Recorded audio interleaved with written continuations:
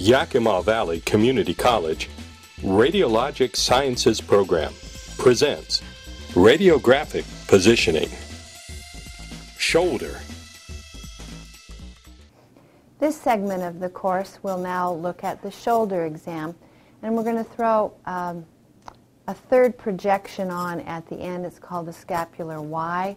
Anytime the shoulder is involved in a trauma situation, you should have an additional projection, and the scapular Y tends to be the most popular one. Other assignments, you're going to see the Lawrence axial shoulder or the transthoracic shoulder that may also be used in a trauma situation, but the most popular one tends to be the scapular Y. So for a shoulder, we're going to do an AP and a lateral, and given that we have an injury here, we're going to show you how to do a scapular Y. Okay. Our AP, again, we're going to choose to do the patient in an erect position, feet separated for stability, or they might sit down on a stool. You can do these recumbent. It would be the exact same positioning reference points as a vertical, but the vertical tends to be a quicker, more comfortable position for the patient to be in. So, Jacqueline, are you ready for a shoulder exam? I'm ready. Okay.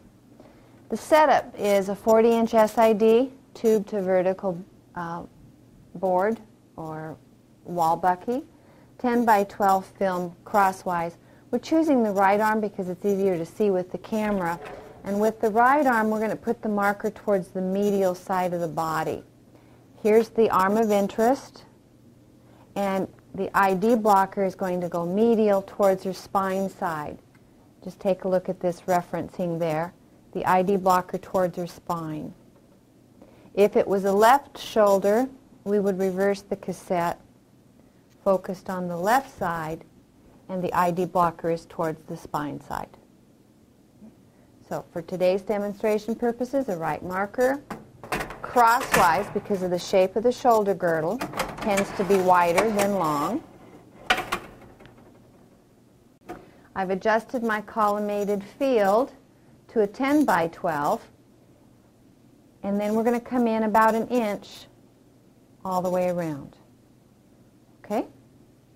Patient can step back, and the film's edge, and you can actually look at the humeral head, look for 2 inches above the film's edge, or you can actually use, if your wall bucky has these reference lines, you can look at the reference lines to see that you have 2-inch clearance. Okay?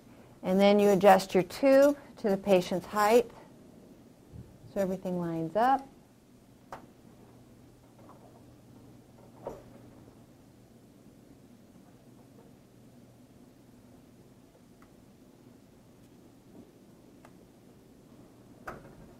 And we now have our 2 inches above the shoulder.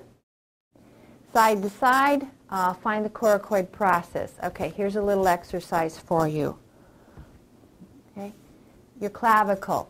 Find your clavicle, push on your clavicle, work laterally, and feel underneath the clavicle, but still touch that bone. All of a sudden, you're going to go into a dip. There's going to be a hole, cavity that you fall into. Well, pushing on that, you don't do this with a patient. This is to help you find the reference point of a coracoid process. So find that V. Move your shoulder around if you have to, and you're going to find this cavity right there. That's the coracoid process. We're going to put the coracoid process 1 inch off of the central ray, the sagittal plane coming 1 inch medial to the coracoid process. Sagittal plane. Here's the coracoid. Sagittal plane 1 inch medial to the coracoid is going to go to the center of the film. On your patient, I'm barely touching her when they're in a gown, because she is in a gown without the underwear on. I will be able to see the coracoid process, but I'm gently palpating here and I'm feeling for that V. And as I mentioned, it's the sagittal plane 1 inch medial to that, and she's almost perfect, just a tiny, tiny baby step towards me. There you go. Now, this crosshair here is 1 inch medial to the coracoid process. I will include the sternoclavicular joint, and I will include the acromioclavicular joint in the centering of the shoulder. And my markers, I'm going to use a right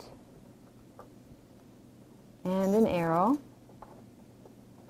And the arrow is pointing externally because I'm going to use an external rotation in order to get an AP shoulder.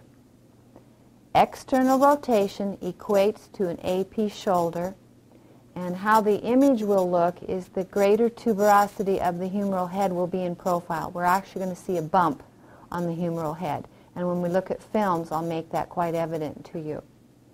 We're going to rotate her arm externally to a point that the epicondyles are parallel. Epicondyles are parallel, and then I rotate the palm of the hand out into an AP position. Okay. Now we're not going to see the elbow on the shoulder exam. All we're going to see is the rotation of the humeral head in an AP position. The greater tuberosity is in profile. To get an AP position, you externally rotated the arm, and your arrow will indicate to the radiologist that that was an external rotation. Just to review, I have a shield, apron shield, 10 by 12 crosswise. The ID blocker is to the spine side. The film's edge is 2 inches above her shoulder. And the sagittal plane that is 1 inch medial to the coracoid process is to the center of the film. And I have approximately 1 inch of collimation around all parameters, and I'm using an R marker with an arrow. The epicondyles are parallel, which places the arm in an AP position. To obtain an AP, you externally rotate the arm, and the greater tuberosity will be in profile. Now you have your patient hold their breath. Don't move, please. You may make the exposure, have them breathe, but don't move. And you change film. Another 10 by 12 in. We've done an AP, so now we need to do a lateral, which will be an internal rotation. So I exchange the arrow and have it pointing inward, making sure it's just within the collimated field. Then you have the patient rotate their arm medially until the epicondyles are parallel. Or excuse me, epicondyles are perpendicular, one superimposed right on top of the other, which is 90 degrees opposite of the AP. Now I want to caution you, we're going to roll your sleeve up here. If we look at her elbow here, I could actually ask her to turn her arm in. Turn your arm in. And do you see what she's doing? She moved her forearm. Her humerus did not move at all. So if you look at the thumb position, it is going to look like it was an internal rotation, but because of the mobility and the articulation of the radius and ulna, that looks like an internal, but it didn't move the humerus at all. So it's very important for you to gently feel the epicondyles. And if the patient only turns their forearm in, you're going to ask them, okay, can we turn your arm in? There you go. Then you make sure that the epicondyles are one right on top of the other. With the epicondyles one right on top of the other, verify that the coracoid process, can you step towards me a little bit? That the sagittal plane, 1 inch medial to the coracoid process, is to the center of the film. And in the lateral position, which was obtained with an internal rotation, the humeral head will be round and smooth. The greater tuberosity is brought up over the humeral head. Nice round humeral head will indicate that the arm was in a lateral position as obtained through an internal rotation. This would be a shoulder exam if trauma was not involved. If trauma is involved, it's hard to see from the AP projection mode which way an arm might be dislocated. Is it dislocated anteriorly? Is it dislocated posteriorly? That's difficult to see. So we have to have an additional view. I mentioned at the beginning of this segment that I'm going to demonstrate what is called a scapular Y. You also might do a transthoracic humerus or a Lawrence axial shoulder. Those are called orthogonal views. which will help the radiologist determine displacement direction. Okay, scapular Y, we need to do a little changing here. I'm going to use a 10 by 12. I am going to use it lengthwise, the ID to the top now. Okay, ID to the top, film is lengthwise. I will not be using the arrow, so I will put it away. And this is not an automatic collimated machine, so I need to do it manually. I'm going to move the R marker for now. Okay. And I'm actually going to show you how to do the scapular Y two different ways. And it will be your choice which way you choose to do this. I'll discuss some pros and cons. In a vertical position, you can do either one of them very easily. Okay, so we're going to talk about an AP first. Patient is in an AP position. I want you to oblique the patient slightly away the arm of interest, and we were doing a right arm. The body is projected slightly away. Actually, it's a 30 to 45 degree range. You oblique the patient 30 to 45 degrees away from the vertical board here. And what you're attempting to do is superimpose the, let's just kind of show them here. Move the arm across. Now the arm's not going to be in that position. This is a demonstration purpose now. You're going to find the axillary border and the vertebral border, or another name for the axillary border is the lateral border. Another name for the medial border is the vertebral border. I'm going to find those scapular edges and I want to superimpose them. So I need to step in front of the camera for a minute. And I'm looking for those two borders. And Jacqueline is perfectly aligned. The shoulder blade, if you can't find the borders, and I want you practicing on your buddies down, distance learning. Find a buddy, and you need to practice feeling these borders. On a patient, you're not going to want to palpate too hard. Remember, they're hurting. But you can use the 30 to 45 degree obliquity here. And you can look at the scapular blade, and the scapular blade should be perpendicular. Two edges superimposed. Then the arm comes straight down. The humerus will come straight down over the scapula. And we're going to have you take a baby step that way. And see how the crosshair is coming right down the humeral head now?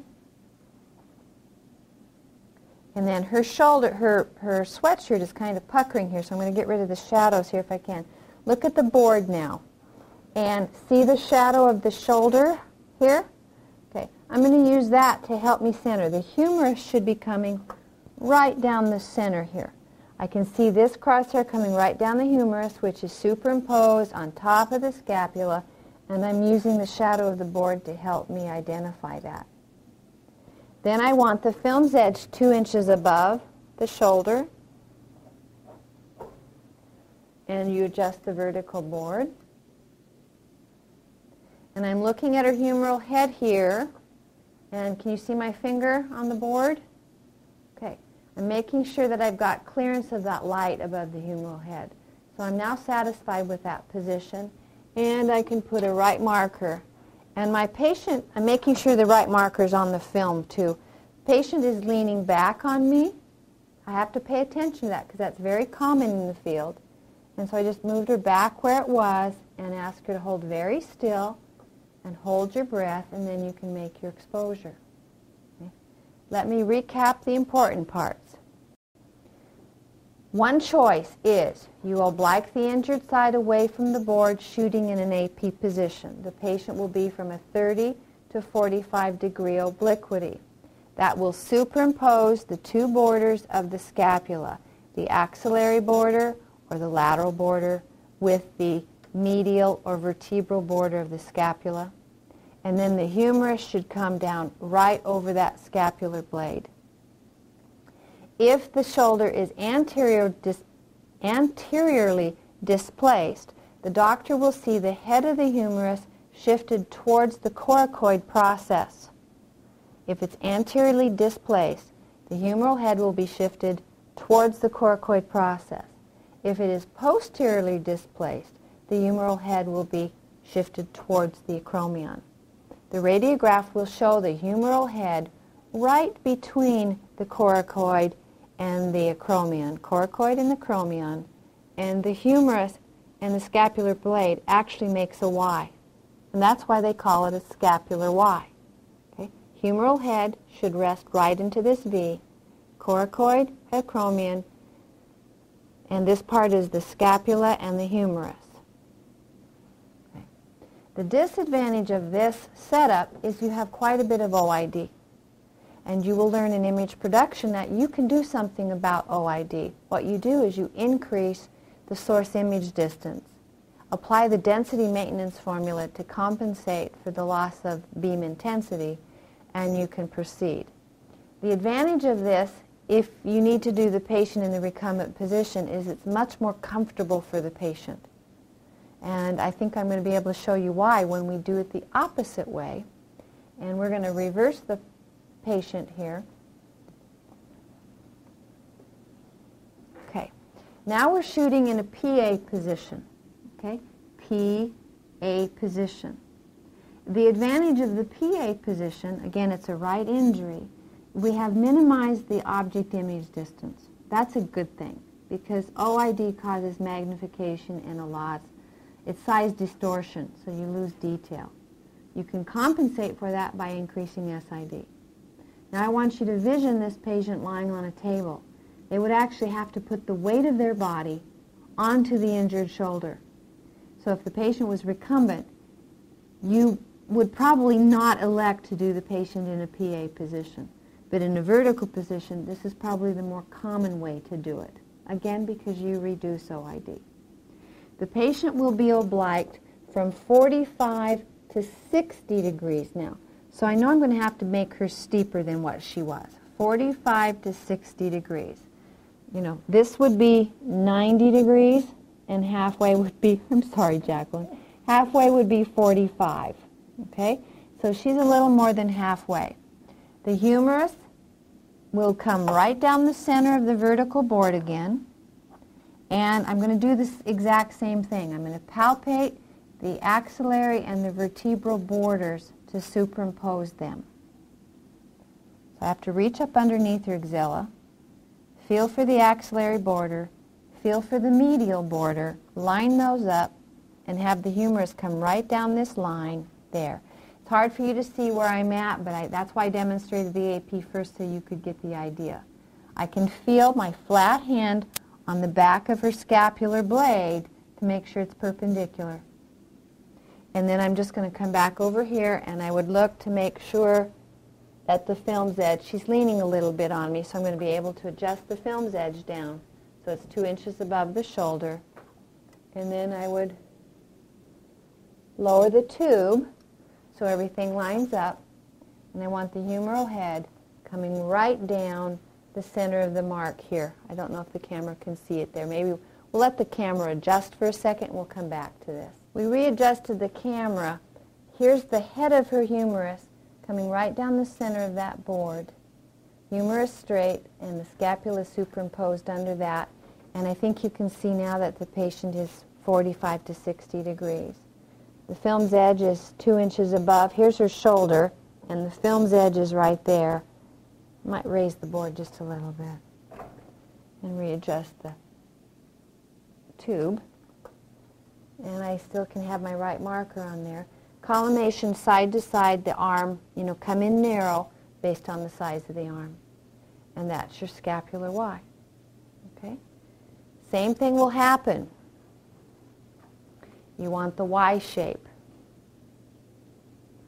You want that Y shape. Okay? The humerus and the scapular blades will be superimposed for my forearms, and then the Y will be caused by the coracoid process and the acromion in this position. And the humeral head will rest right in the V if everything's in alignment. Okay? Thank you.